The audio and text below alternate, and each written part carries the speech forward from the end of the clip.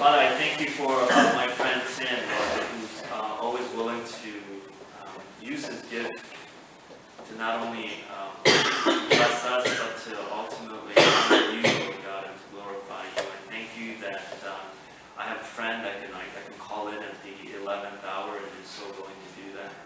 And God, as he preaches, Father, there are, I pray that you would use his gift in a mighty way, in such a way where he truly can be the ambassador, the mouthpiece for your word, Lord God. I also pray that you would bless his family, his 2 daughters and his wife, and the new house that they're able to be in, and the new position that he's walking into next month. God, you are using him in a mighty way, Father. Father, I thank you for that. And as he shares this morning, God, may you be glorified. May we be touched in our hearts to understand that indeed we are blessed. And as we are blessed, that we are called to be a blessing to other people. We thank you for our time together. Amen. Right now, I want you to think of something in your head to me. I want you to think about a time someone said something really nice to you, gave you a compliment, told you a good job on something, praised you for something. Okay? Put that in your mind. Anybody can think of something that happened this week? Anybody have a compliment or somebody said something nice to you this week? Nobody? Okay, I also want you to think about a time where someone did something nice to you. Someone did something that helped you. I think, right, if I went around the room and I talked to each one of you, we can find times in your life where you actually remember the times where maybe your parents said something really good about you, or a friend, or even a teacher said something about you about working with, or a coach. Or when you go around the room and I can see, right, and moments in your life where someone did something really kind for you, something nice to you, and it resonated in your mind and your heart, and it stayed with you. I know when I look at my life, right, I remember times, certain particular phrases and sentences and moments, like from my parents, when they spoke words into my life and gave me words of affirmation and love and praise.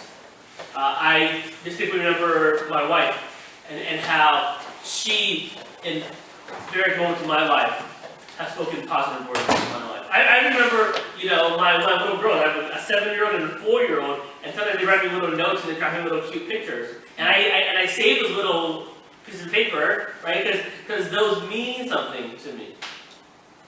I remember the professors and teachers that I had, right, who spoke words into my life, who encouraged me during my studies. I also can remember all these instances and moments where there are people, whether it be family or friends, who were there for me, right?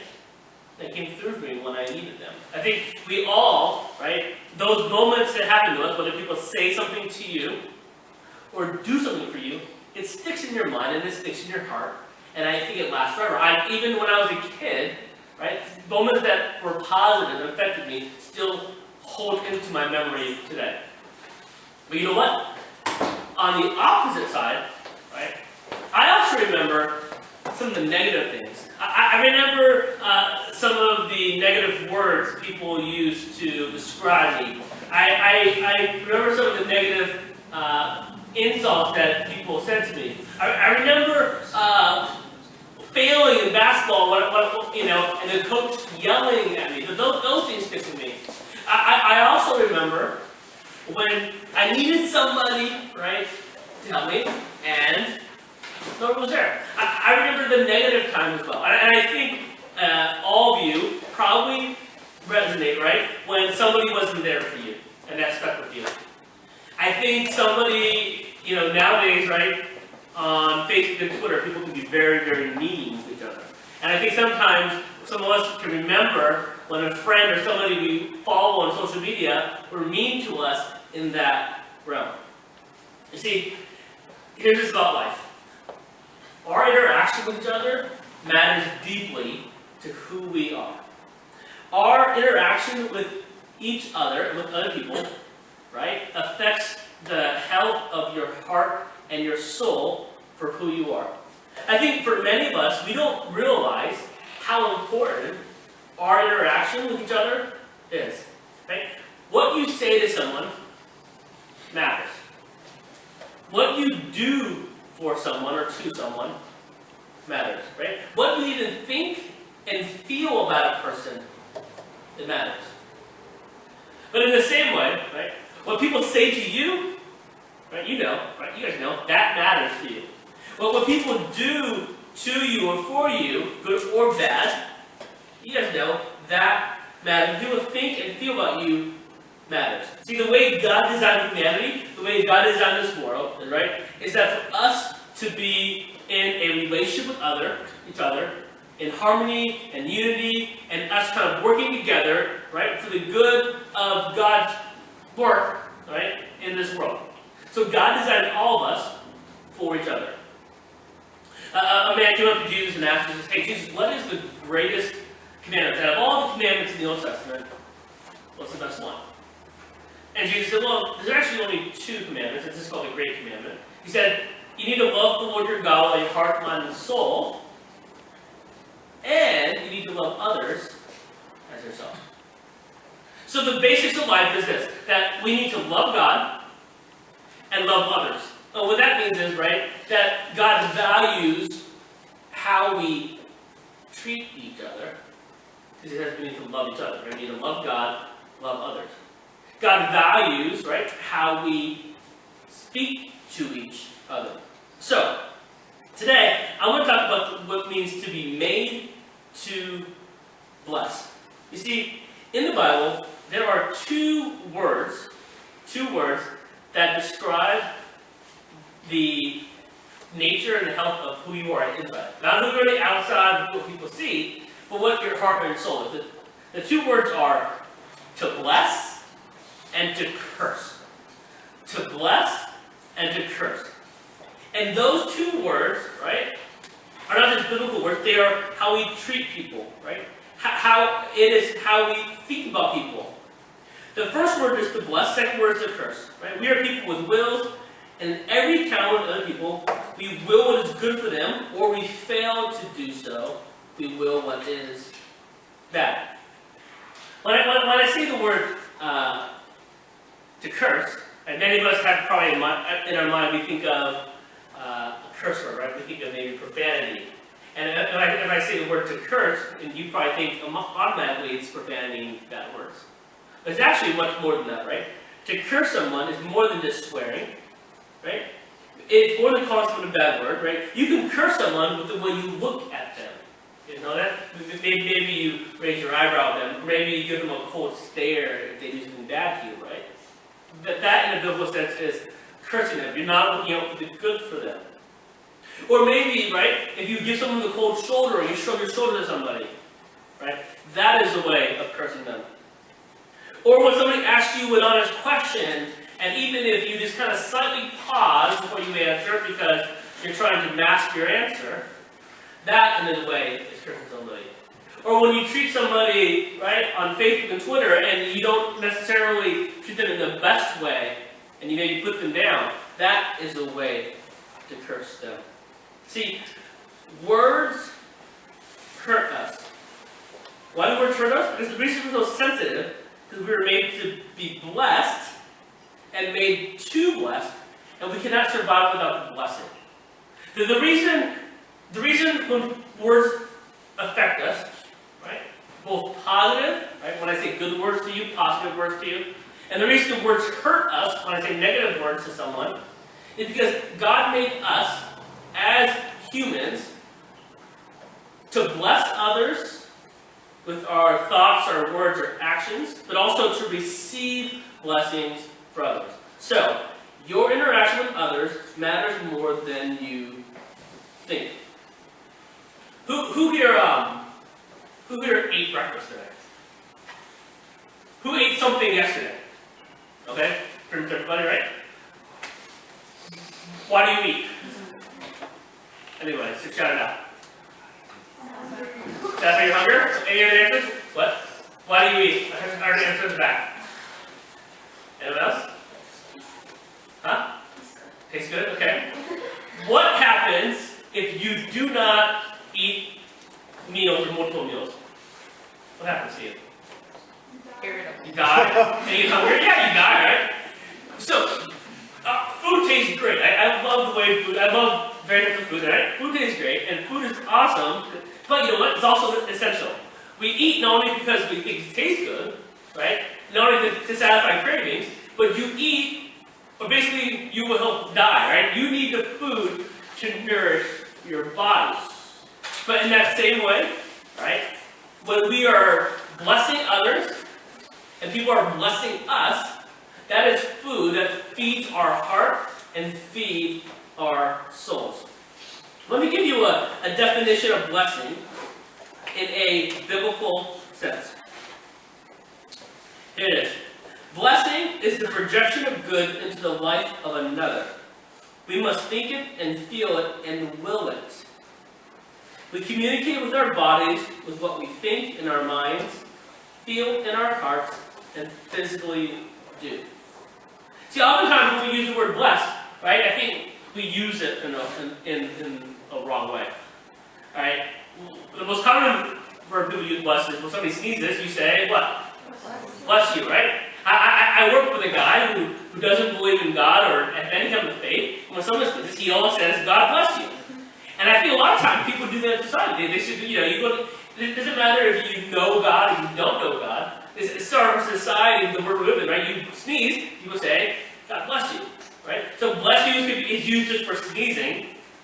And sometimes people use bless in a negative context. Like, if somebody, like, you talk bad about somebody, like, oh, that person has, like, really, they live in a really bad house. Oh, God bless them.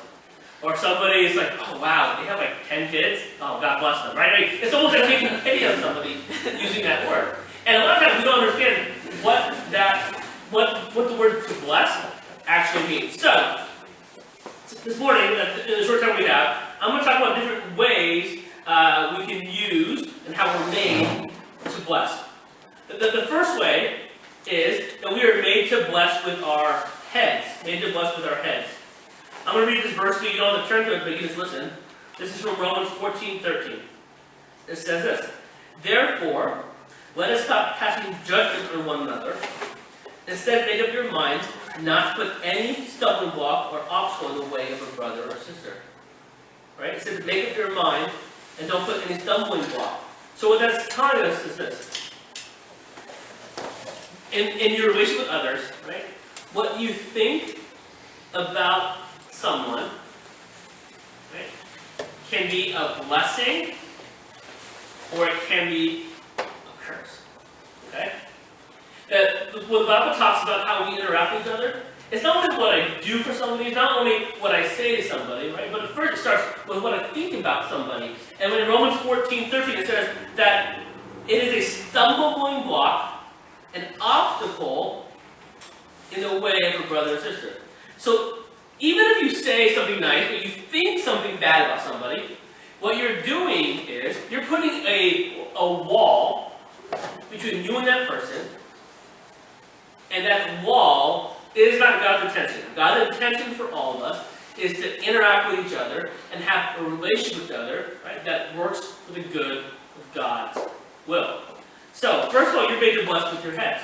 So what you think about somebody matters, right? That is part of blessing. That you can't say to somebody, oh yeah, I really like you, and then turn around and think in your mind, oh, that person's they're a jerk, right? Because what that does is you're actually cursing that person in your mind, and that is putting a wall between you and that person. And the bigger the wall is, the harder it is for you to live peacefully, live in unity with each other. Remember, God said, love the Lord your God with all your heart, right? And then also love others as yourself. So the first way is made to bless with our heads. But the second way is made to bless with our hearts. With our hearts. Psalm 62:4 says this: Surely they intend to topple me from lofty places. They take delight in lies. With their mouths they bless, but in their hearts they curse. Psalm says, with their mouths they bless, but with their heart they curse. So you not only were made to bless people with what you think in your mind, but you were meant to bless people with your heart, how you feel about someone. Right? Too many times, right? Just the way we are as people, right? Too many times we say one thing, but feel another, right? We say one thing to try to lie to somebody, to be honest, maybe sometimes, but actually we feel something the opposite way. And what God wants us to do is, God wants your heart to be your barometer, right? To be your gauge on how you're doing in life, not just the things you say.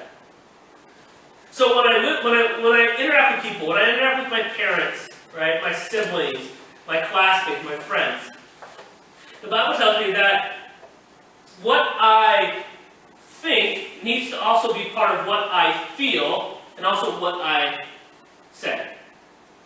See, you can't separate your mind from your heart, from your words, from your actions. They all have to be kind of connected together. Because if one thing's out of line, what happens is, if negative things come into your mind, it affects the other parts of who you are. So we're made to bless with our heads, made to bless with our hearts, but we're also made to bless with our words. Blessed with our words. Pastor Inho read that verse from Numbers 6, that when God said to Moses, right, tell Aaron and his sons, right, this is how you should bless the Israelites. You say to them, the Lord bless you and keep you. The Lord make his face shine upon you and be gracious to you. The Lord turn his face towards you and give you peace. So they'll put my name on the Israelites and I will bless them. This was God's instructions of saying, this is what you need to say to the people. You need to bless them. Think about this. What if you took your day and you made an intentionality, a purpose to say really blessing words to somebody? Words that don't put someone down, but words that lift them up. Words that encourage somebody. Words that build somebody up. Because what you will find is your mindset and your day is going to be radically different. Because you were wired and made to not only receive blessing from people, but to give blessing on others. So you start your day and say, hey, you know what? I'm going to go to class this morning, and I want to tell so-and-so that I really like their outfit. Or I want to tell so-and-so, right, that they were really kind to me, encouraging to me the other day. Or, right, here's a crazy concept. What if you did that with your parents? What if you went in a day to parents and you decided to not yell at your parents, not talk back to your parents, but actually speak words of encouragement, of love, of kindness to them? Because you were made to bless with your words. We talked about at the beginning, right, about somebody saying nice things to you or somebody saying mean things to you. Those things, right, they kind of put a permanent mark on your heart and your soul. So when I interact with people, what I say has great meaning. And if we don't say the right words, right, we need to be open and honest where we can say, hey, I'm sorry, right, what I said to you wasn't a blessing to you, it was cursing you. So think about all the times in your day and your week, right, when you're actually in school, in church, in your home, when you're out with your friends. Think about the words you say, right? Even sometimes when we joke around with words, right? Even when we kid around and joke around, those words also have consequences. So you were made to bless with your words. Also, we were made to bless with our hands. Matthew 25, verse 44 to 45 says this. They also answer, Lord, when did we see you hungry or thirsty, or strangers, or needing clothes, or sick, or in prison, and did not help you? He will reply, truly I tell you, whatever you did not do for one of the least of these, you did not do for me. So we're made to bless with our heads, with our hearts, with our words, and fourth, we're made to be blessed with our hands. That you were made and created, God's intention for you was not just to serve yourself, but to serve others in need. To be a blessing for others. To help someone when they need to help him. To help somebody when they're going through a rough time. To help somebody who's in need. To be there for a friend or a family member who needs you to be there to do something, whatever, to bless them. Right? You were wired to bless others. Oftentimes, when people go on mission trips short term, well, what they find is that the people who are most affected by the missions trip are not the people in the countries that people are going to, right? But it was the people who are actually going on the trip serving. Why? Because God created you to bless with your hands. And we get fulfillment and joy when we do God's work and we serve and bless others. Lastly, and maybe the hardest part is, right? We were made to bless those who have wronged us. We were made to bless those who have wronged us. Romans 12:14 says this: bless those who persecute you, bless and do not curse. 1 Peter 3:9. Do not repay evil with evil or insult with insult. On the contrary, repay evil with blessing, because to this you were called so much that you may inherit a blessing. We're made to bless those who wrong us. That is hard. I admit that is a hard thing to do. Right? So, how do you, if somebody says something mean to you, your first reaction, right, is to say something mean back, isn't it? Right? Let's be honest.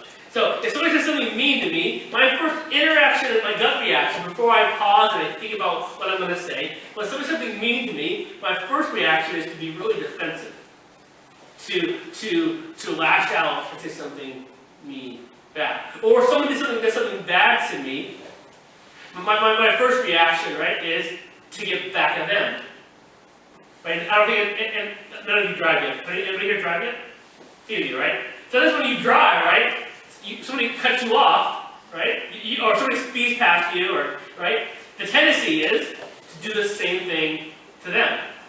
See, we are sort of, the world teaches us that it's an eye for an eye. That if somebody says something bad about you, you do something bad to them. If somebody says something bad about you, you do something bad to them. And it's this reaction, right? But what happens is, you're in a never-ending cycle of things that ruin your soul. That when I say something bad to you, right? You say something bad to me, and then the person will say something bad again to you. And then you're just going to go down this kind of slippery slope where, right, the reality is, when does it stop? Because it doesn't. Right? Somebody attacks you on social media, you attack them back, and you go back and forth, back and forth. But what the Bible tells us is this: those who persecute you, those who insult you, those who do evil to you, how do you repay them? You repay them with a blessing. Right? That is totally countercultural to the world you and I live in. That we live in a world where people think it's okay for you to repay insult with an insult, evil with evil. But the Bible says that you repay that with a blessing. Imagine, right, if somebody is saying harsh words at you, and they want to get in an argument with you, or a battle words with you, and your response to them is actually response with a blessing. Kind words, words that encourage them. Well, what happens to that conversation and that argument? Well, it stops. It ends. Because they can't go any further. Right? Because there's some people who just want an argument. I've had many jobs in my past where I've done customer service, I've done food service, I've done Starbucks, I've done retail, and I've had to interact with many customers for many years. And a lot of times, this may surprise you, that people just want to get in arguments. People just want to complain. People just want to get in a battle, for some reason, with you. And oftentimes when I had to deal with customers as manager, I would often, right, just be really apologetic, really uplifting, really nice to them, and they don't know what to do with that. Because people expect you to come back to them and argue back and forth. And they want to do that. And that, what the Bible says, it ruins the health of your heart and your soul. So, next time you get in a war of words with somebody, or somebody does something bad to you, the biggest example of Jesus you can be to the person, the biggest example of God's glory that you can be to somebody, is if you repay that insult with blessing, the kind word, an encouraging word. And if you can repay something bad to you with actually a blessing to them, not only with what we say, but what we think and feel and do for the person. Because what's going to happen when you do that is someone's going to look at your life and figure out, wait, why did they repay me with something so kind when I was so mean to them? Or why were their words so good? Or why do they do this for me? And when they look at your life, you can point back to the work of God in your life. Right? That is not you being all great and good. It's because God has been so good and gracious in your life that you only are wound and made to bless them. There's a part of our brain that researchers have found that allows us to feel empathy for somebody. That when we see somebody suffering, right, we actually can feel and understand the suffering for them. When we see somebody hurting, researchers found that there's a part of our brain that connects with that as well. So Jesus said, right, that we need to love God with our heart, mind, soul, and strength. And that we need to love others as ourselves.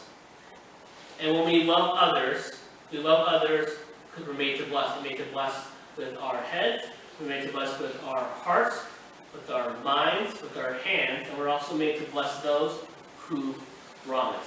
So as you go through your day and go through your week, and just think about, right, how you can be a blessing in any of those ways to others around you.